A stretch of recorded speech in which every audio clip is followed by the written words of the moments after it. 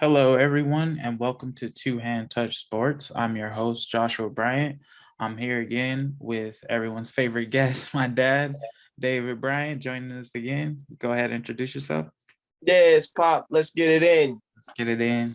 All right. A lot of different stuff happening in the sports world this week. I definitely want to just start it off with probably the biggest story this week, probably pretty much the whole summer. Ben Simmons and the Sixers situation going on kind of took a head this week, got a little bit worse than I think a lot of people expected it to get. So basically what happened this morning is the 76ers, they put $8.25 million that's owed to Ben Simmons, basically in an escrow account. They said that they did this. Ben Simmons actually had one of the weirder contracts of any NBA player out there now. It was a new type of contract. A lot of that had to do with his agent, Ron Paul. But basically, Ben Simmons gets an advance every year. Most NBA players don't get paid their first game check for the new year until November.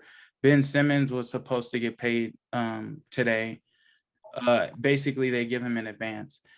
The 76ers decided to keep his advance in escrow, so that's 8.25.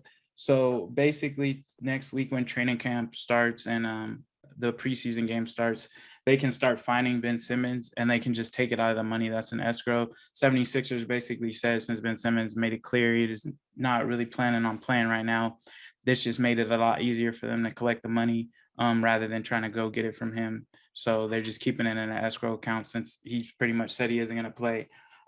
This is for sure never happened in the NBA. I can't really think of any sport where it's gotten this, way where a player is really and truly said he might sit out the whole season, but most importantly, give up all his money.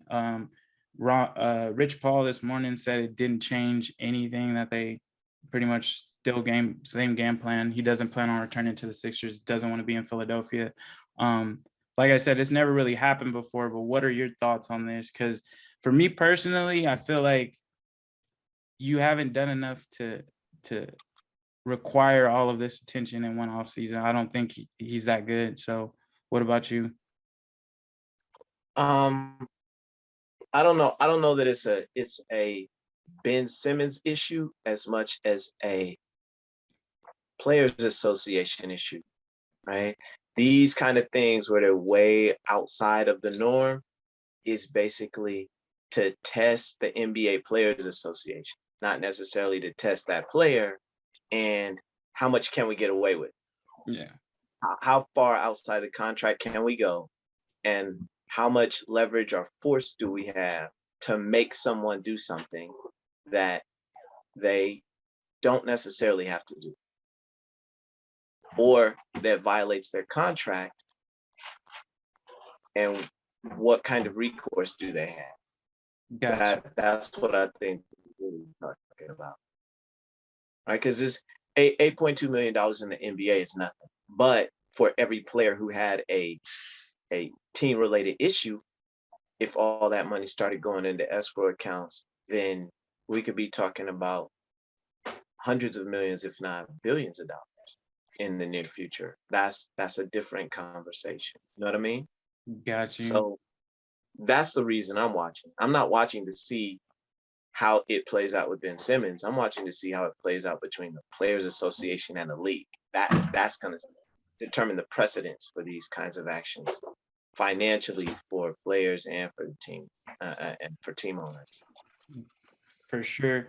Okay, but how do you feel like the situation, like I said, has never played out before? Do you feel as though, because the way that I feel about the situation is this, like, I understand you may feel a certain type of way. I understand, especially after last year's playoffs and the criticism you got.